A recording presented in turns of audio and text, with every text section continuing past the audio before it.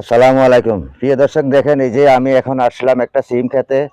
এই যে যেখানে সিম লাগানি হয়েছে দেখেন, এখানে সিমের ভিতরে সিমের যে ফুলগুলা ফুলের ভিতরে কিন্তু একটা মাছি বসে। এটারে কাটা মাছি বলা হয়। এই কাটা মাছি বসিয়ে আর সিমের ফুল ফল নষ্ট করে দেয়।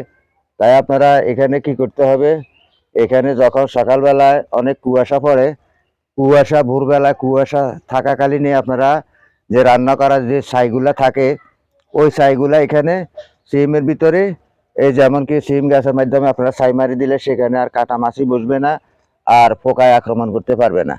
আর অনেক সময় দেখা যায় এখানে কিছু জাত পোকা বসে।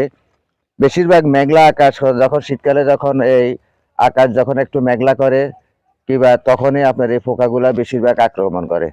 তাই এই সিম গাছের ভিতরে আপনারা যত্ন নিতে হইলে একটু